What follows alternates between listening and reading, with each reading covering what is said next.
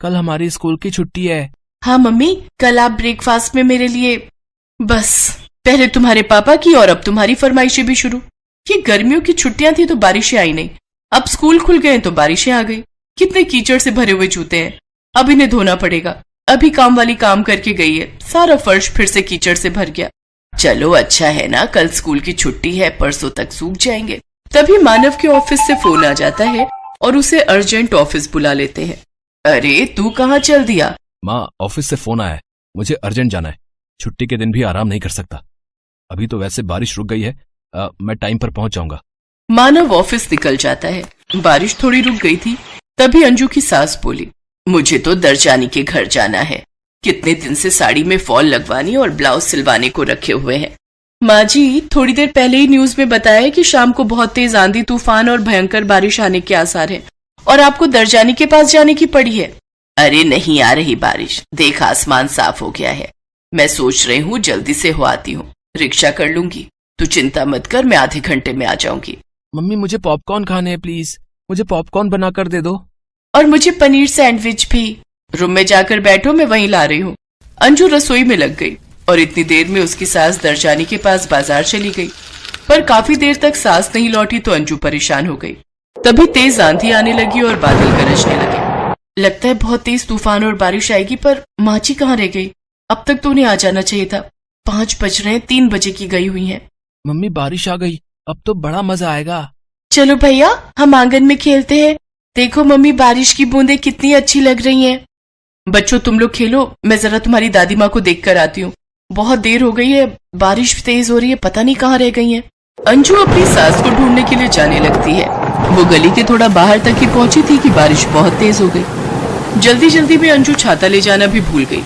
कोई रिक्शा भी उसे दिखाई नहीं दे रहा था। बारिश का पानी सड़क पर भरने लगा। अंजू घबराने लगी।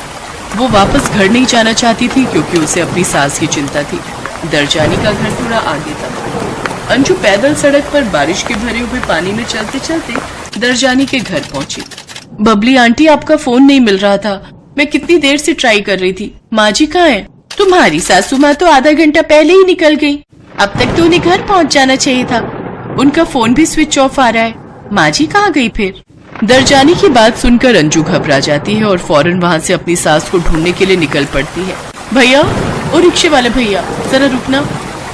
अगर मैंने मानव को फोन किया तो मानव परेशान हो जाएंगे, वो तो ऑफिस में काम कर रहे होंगे। हे भगवान, माँ जी कहाँ चली गई? माँ जी मिल जाए भगवान जी, उनकी रक्षा करना, वो ठीक ठाक हो। अंजू भगवान को याद करती है। तभी बारिश में भीगी हुई पेड़ के नीचे खड़ी उसे अपनी सासू माँ दिखाई दे जाती है। अंजू रिक्शे वाले को उस ओर चलने के लिए कहती है और अपनी सास को आवाज लगाती है, माँ जी इधर। अंजू बहू, आइए माँ जी, जल्दी से रिक्शा पर बैठ जाइए। किसी तरह अंजू अपनी सास के साथ बारिश में भीगती हुई रिक्शा पर घर पहुंचती है। पता नहीं दरजानी के घर से निकली तो एकदम बारिश शुरू हो गई और इतनी तेज बारिश में चलना भी मुश्किल हो गया। कोई रिक्शा भी नहीं मिल रहा था। सड़क पर पानी भर गया था, इसीलिए पेड़ के नीचे खड़ी हो गई। पर बहुत देर तक बारिश रुकने का नाम ही नहीं ले रही थी। बहू, तुम मेरे कारण कितनी परेशान हुई हो। काश मैं तुम्हारी बात मान लेती और ना जाती तो तुम्हें भी मेरे कारण इतनी तकलीफ ना होती। माँ जी, अब इतना मत सोचो। ये लो गरम गरम अदरक वाली चाय पी लो, नहीं तो ठंड लग जाएगी। अरे बच्चों, ध्यान से सुनो, पापा को इस बारे में कुछ भी मत बताना। कितनी अच्छी है मेरी बहू, बताओ, बारिश में भीगती हुई मुझे ढूंढने गई। रोहन, पूर्वी, मम्मी कहाँ गई? मम्मी छत से कपड़े लेने गई हैं। वो सूखने डाल आई थी जब बारिश रुकी हुई थी, फिर उसके बाद आपको ढूंढने चली गई, इसलिए कपड़े सारे भीग गए। अंजू बहू मेरे से नाराज तो नहीं है ना? नहीं, वो तो मैं तब होती हूँ जब आप ऑयली फूड खाते हो और अपना मोबाइल फोन भी चार्ज नहीं रखते हो। माँ जी, आप मेरी माँ हो। ये गीले कपड़े तो सूख जाएंगे, मुझे इनकी चिंता नहीं है। पर माँ तो जीवन में दोबारा नहीं मिलती। माँ जी, आपको पता है मेरे मन में क्या क्या बुरे ख्याल आ रहे थे, आप नहीं जानते हो। बस अब मुझे कुछ नहीं कहना, नहीं तो मैं रो पड़ूंगी। अच्छा, कल सुबह आप मेरे साथ मंदिर चलना, मुझे आपके हाथों से प्रसाद बंटवाना है। वो जब आप मिल नहीं रही थी ना, तो मैंने भगवान जी से बोला था कि आप मिल जाओगे तो मैं आपके हाथों से प्रसाद चढ़वाऊंगी। मेरी अच्छी बहू। तभी मानव भी आ जाता है। उसके हाथ में गरम जलेबियां और समोसे थे। अंजू उस दिन के लिए अपनी सास को थोड़ा बहुत खाने की छूट दे ही देती है। दोनों सास बहू एक दूसरे के गले लग जाती हैं। सब मिलकर गरम गरम जलेबी और समोसे के साथ मौसम की बारिश का आनंद लेते हैं। बेटा, शहर जाकर तुम तीनों अपना ख्याल रखना और समय समय पर चिट्ठी लिखते रहना। माँ तुम चिंता मत करो, हम अपना ध्यान रखेंगे। और हाँ माँ, हम शहर से ढेर सारा पैसा कमा कर लाएंगे और फिर हमारी सारी परेशानियां दूर हो जाएंगी। ये कहकर वो तीनों शहर चले जाते हैं। रमा अपनी तीनों बहुओं सुमन, पूजा और मीनू के साथ रहती है। साथ ही उसका पोता मोंटू भी उनके साथ रहता है। कुछ दिन तो उनके ठीक ठाक निकल जाते हैं, लेकिन उसके बाद हालात बहुत बुरे होने लगते हैं। परेशान होकर रमा अपनी बहू से अपने बेटों को कई चिट्ठियां लिखवाती है, लेकिन उनमें से एक का भी जवाब नहीं आता। ना जाने इन तीनों को क्या हुआ है, एक भी चिट्ठी का जवाब नहीं आया। अरे, अपनी माँ को ना सही, कम से कम अपनी पत्नियों को ही चिट्ठी लिख लेते। मुझे तो लगता है वो वहां जाकर हमें भूल गए हैं। नहीं माँ जी, ऐसी बात नहीं है, हो सकता है वो किसी काम में व्यस्त हो। अरे, ऐसा भी क्या काम कि अपने बेटे तक का भी ख्याल नहीं आता उन्हें। कुछ ही दिनों में उन्हें पैसों की तंगी होने लगती है। पहले जहाँ पूरा परिवार भरपेट खाता था, अब वो एक रोटी खाकर ही गुजारा करते हैं और कमजोरी के कारण मोंटू की तबीयत बिगड़ने लगती है। ये देख रमा किराने की दुकान पर जाती है और लाला से कहती है, लाला, मुझे थोड़ा राशन उधार दे दो। तुझे उधार दे दूं? हैं? पहले ही तू मेरा कर्जा नहीं उतार पाई है और अब और उधार लेने की बात कर रही है। लाला, जैसे ही मेरे बेटे शहर से लौटेंगे तो मैं आपके सारे पैसे आपको लौटा दूंगी। हम सब ने 2 दिन से कुछ नहीं खाया और मेरे पोते की हालत खराब हो गई है। तो मैं क्या करूं? मैं क्या यहाँ खैरात बांटने बैठा हूँ? जब तक तू मेरा पहले का कर्जा नहीं दे देती, तब तक मैं तुझे और उधार नहीं दे सकता। रमा उदास होकर घर आने लगती है। तभी वो रास्ते में भंडारा बंटते हुए देखती है। वो भंडारे का खाना अपनी बहुओं और पोते के लिए लेकर घर आती है। सभी उसमें से थोड़ा थोड़ा खाकर सो जाते हैं, लेकिन तभी रात को तेज बिजली कड़कड़ाती है और जोरों की बारिश शुरू हो जाती है और रमा की टूटी हुई छत से पानी टपकने लगता है। धीरे धीरे घर में पानी भरने लग जाता है, जिस वजह से सभी उठकर पानी भरने लग जाते हैं। ऐसे 2 दिन बीत जाते हैं, 3 दिन बीत जाते हैं। 3 दिन से हो रही बारिश से सभी घर वाले बहुत परेशान हो जाते हैं। अगर ये बारिश नहीं रुकी तो ना जाने क्या होगा। हाँ माँ जी, हमारा घर वैसे ही कच्ची मिट्टी का बना हुआ है, अगर ये टूट गया तो ना जाने क्या होगा। तभी छत का एक हिस्सा टूटकर वहाँ गिर जाता है। रमा जल्दी से अपनी बहुओं और पोते के साथ घर से बाहर निकल जाती है। कुछ ही देर में उनका वो मिट्टी का घर टूटकर चकनाचूर हो जाता है। माँ जी, हमारा घर, अब हम क्या करेंगे? दादी माँ, अब हम कहाँ रहेंगे? अपने घर की ऐसी हालत देखकर उन सबकी आंखों में आंसू आ जाते हैं। बेचारी रमा अपनी तीनों बहुओं और पोते के साथ सड़क पर चलने लगती है। चलते हुए उन्हें सड़क किनारे एक बहुत बड़ा पाइप दिखता है और वो सभी बारिश से बचने के लिए उसमें जाकर रहने लगते हैं। आज उन सभी को भूखा रहते हुए 3 दिन हो चुके थे। अपने पोते की बिगड़ती हालत देख रमा काम की तलाश में निकल जाती है। काफी देर तक काम ढूंढने के बाद वो एक ढाबे पर पहुंचती है। सेठ जी, मेरी 3 बहुएं और पोता 3 दिन से भूखे हैं। इस बारिश में हमारा मिट्टी का घर भी ढह गया है, इसीलिए मैं काम की तलाश में निकली हूँ। कृपा करके आप मुझे कुछ काम दे दीजिए, मैं कुछ भी काम कर लूंगी। मैं तो खुद कब से काम वाली की तलाश में था। अच्छा हुआ आप आ गईं। आप यहाँ काम कर सकती हैं, इससे हमारी भी काफी मदद हो जाएगी। आपका बहुत बहुत शुक्रिया सेठ जी। रमा अगले दिन से ही उस ढाबे पर काम करने लगती है और अपनी बहुओं और पोते का पेट पालती है। ऐसे ही समय बीतता है और एक रोज रमा के तीनों बेटे गांव वापस आते हैं। उन्हें जब गांव वालों से अपने घर के हालातों के बारे में पता चलता है तो वो उस ढाबे पर पहुंचते हैं जहां रमा काम करती थी। उन्हें देख रमा की आंखों में आंसू आ जाते हैं और वो रोते हुए कहती है, कहाँ थे तुम तीनों और तुमने आज तक क्यों नहीं एक भी चिट्ठी का जवाब दिया? हाँ तुम सब जानते भी हो तुम्हारे पीछे से हमें कितने बुरे दिन देखने पड़े।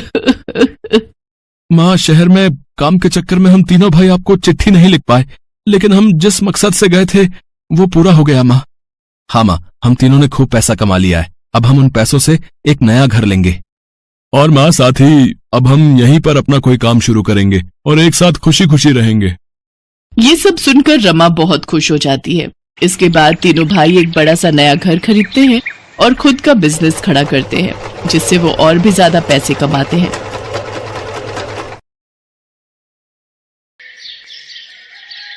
आराध्या, आराध्या अभी जा, कब से बारिश में नहा रही है? ज्यादा बारिश में भीगेगी तो बीमार पड़ जाएगी। माँ बस थोड़ी देर और, बहुत मजा आ रहा है। और आप चिंता मत करो, मैं आकर काढ़ा पी लूंगी तो मुझे ठंड नहीं लगेगी।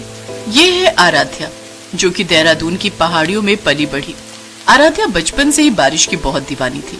जब भी बारिश आने को होती तो उसका मन खुशी से झूम उठता। बारिश में भीगना उसे बेहद पसंद था। माँ, आज तो सच में मजा ही आ गया। अब मेरे लिए जल्दी से गर्मा गर्म भजिए तल दो। इस मौसम में बारिश में नहाना और गर्मा गर्म भजिए खाना दोनों मिल जाए तो सोने पे सुहागा हो जाए। जानती हूँ, इसीलिए मैंने पहले से ही बनाकर तैयार रखे। ये ले आराध्या बेटी, तू कब अपना ये बचपना छोड़ेगी? अब तू सयानी हो गई है, तेरे लिए रिश्ते आने शुरू हो गए हैं। ना जाने कब ब्याह कर दूसरे घर जाना पड़े। फिर क्या वहां भी तू यही सब करेगी? और नहीं तो क्या माँ, और वैसे भी कौन सी किताब में लिखा है कि जब हम बड़े हो जाएं या हमारी शादी हो जाए तो हम बारिश में नहीं भीग सकते? उफ, इस लड़की से तो कोई नहीं जीत सकता। अच्छा सुन, परसों दिल्ली से तुझे देखने लड़के वाले आने वाले हैं, तो ठीक से सब तैयारी कर लेना। पुष्पा अपने बेटे धवल के साथ आराध्या को देखने उसके घर आती है। आपसी रजामंदी से रिश्ता पक्का हो जाता है और 2 महीने बाद आराध्या और धवल की शादी हो जाती है। आराध्या ब्याह करके देहरादून से दिल्ली आ जाती है। उसके ससुराल में उसकी सास और एक देवर था। आराध्या अपने ससुराल में बड़ी बहू थी, जिस कारण शादी होते ही उसके ससुराल की सारी जिम्मेदारियां उसके ऊपर ही आ गई। अब से तू ही इस घर की सारी जिम्मेदारियां संभाल और मुझे तू इन सब कामों से अब छुट्टी दे। उस दिन के बाद से आराध्या की सास ने सारी जिम्मेदारियों से पल्ला झाड़ लिया और घर का सारा बोझ बेचारी आराध्या के ऊपर डाल दिया। उस दिन के बाद से बेचारी आराध्या सुबह शाम घर के कामकाज में ही बिजी रहती। बहू, अरे ओ बहू, कहाँ मर गई? जल्दी से पूजा की थाली ला, मुझे मंदिर जाने में देर हो रही है।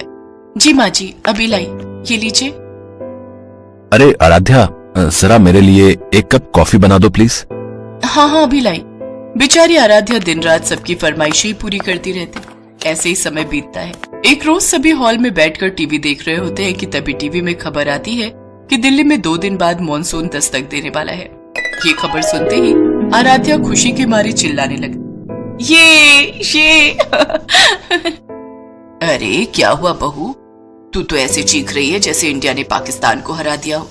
कुछ नहीं माँ जी, वो बस ऐसे ही। टीवी पर यह खबर सुनने के बाद से आराध्या बहुत एक्साइटेड थी। ससुराल में अपनी पहली बारिश का मजा लेने के लिए वो पूरी तरह तैयार थी। 2 दिन बाद जब आराध्या किचन में दूध गर्म कर रही होती है, तभी बाहर बादलों की तेज गड़गड़ाहट होती है और कुछ ही देर में बाहर जोरों की बरसात शुरू हो जाती है। बारिश बारिश बारिश, आहा, ये अब तो मैं खूब अच्छे से बारिश में भीगूंगी, बहुत मजा आएगा। तभी धवल और शेखर भी ऑफिस से घर आ जाते हैं। बाहर का सुहाना मौसम देखकर आराध्या का देवर शेखर उससे कहता है, भाभी बाहर तो क्या मजेदार मौसम हो रहा है। ऐसा करो, अदरक वाली चाय और साथ में गर्मा गर्म पकौड़े तल दो, सच में मजा ही आ जाएगा। रुको देवर जी, अभी बना कर लाती हूँ। आपने तो मेरे मन की बात छीन ली। कोई जरूरत नहीं है पकौड़े तलने की, पता भी है तेल कितना महंगा हो रहा है। कल ही राशन भरवाए है, इसका मतलब ये नहीं कि 2 दिन में ही खत्म कर दे। चुपचाप चाय पियो और उसके साथ 2 बिस्कुट खा ले। क्या माँ, इतनी कंजूसी भी ठीक नहीं। अगर छोटे का मन कर रहा है पकौड़े खाने का तो बनाने दो ना आराध्या को। अच्छा ठीक है, बना ले, मेरी सुनता ही कौन है इस घर में। आराध्या खुशी खुशी सबके लिए पकौड़े बनाने किचन में जाती है। जल्दी से सबके लिए गर्मा गर्म पकौड़े बनाती हूँ, उसके बाद बारिश में नहाऊंगी। आराध्या जल्दी से सबके लिए प्याज के पकौड़े बनाकर लाती है। ये लीजिए, आपके गर्मा गर्म पकौड़े तैयार हैं। ये क्या बहू, तूने पनीर के पकौड़े नहीं बनाए? जा जल्दी से थोड़े पकौड़े पनीर के भी निकाल ला। जी माँ जी। बेचारी आराध्या फिर से किचन में जाकर पनीर के पकौड़े तल कर लाती है। जहाँ सबका ध्यान सिर्फ पकौड़ों पर ही था, वहाँ आराध्या का ध्यान बारिश पर था। वो उस बारिश में भीगने के लिए पूरी तरह तैयार थी। वो लगातार खिड़की के बाहर हो रही बारिश को ही देखे जा रही थी। तभी उसका पति धवल उससे कहता है, आराध्या, आज तो सचमुच मजा ही आ गया, लेकिन अगर थोड़े गोभी के पकौड़े भी मिल जाते तो दिल खुश हो जाता। जी अभी लाई। आराध्या दुखी होकर किचन में जाती है और गोभी के पकौड़े बनाने लगती है और खुद से कहती है, जब से शादी हुई है सारा वक्त तो बस घर के कामकाज में ही निकल जाता है। शादी से पहले कितनी अच्छी लाइफ थी मेरी। बारिश शुरू होने से लेकर आखिर तक नहाती थी और फिर अपनी माँ के हाथ के गर्मा गर्म पकौड़े खाती थी। लेकिन यहाँ तो लगता है सबको पकौड़े खिलाती खिलाती सारी बारिश खत्म हो जाएगी। मेरा कितना मन है बारिश में नहाने का, लेकिन आखिर किससे कहूँ अपने दिल का हाल। उसकी ये सारी बातें उसका पति धवल सुन लेता है। आराध्या उदास चेहरे से उन सब के लिए गोभी के पकौड़े बनाकर लाती है, जिसके बाद धवल आराध्या से कहता है, अच्छा, अपनी आंखें बंद करो और चलो मेरे साथ। लेकिन कहाँ? बस चलो। इसके बाद धवल आराध्या का हाथ पकड़कर उसे आंगन में ले जाता है। अपने ऊपर पड़ती बारिश की बूंदों को देख आराध्या बहुत खुश होती है और अपनी आंख से पट्टी हटाकर वो धवल के गले लग जाती है। उसके बाद उसकी सास और देवर भी आकर बारिश में उनके साथ भीगने लगते हैं। काफी देर तक भीगने के बाद आराध्या की सास अंदर जाती है और कपड़े बदलकर अपनी बहू के लिए भजिए तल कर लाती है। आराध्या अंदर आकर भजिए देखकर खुश हो जाती है और जल्दी से कपड़े बदलकर गर्मा गर्म भजिए का स्वाद लेती है। सचमुच में बहुत भाग्यशाली हूँ कि मुझे इतना अच्छा ससुराल मिला, और हम भी बहुत खुश नसीब हैं कि तू हमारे घर बहू बनकर आई। और मुझे इतनी प्यारी बीवी मिली, और मुझे इतनी अच्छी भाभी। उन सब की बातें सुनकर आराध्या की आंखें भर आई और वो खुशी खुशी अपनी सास के गले लग गई।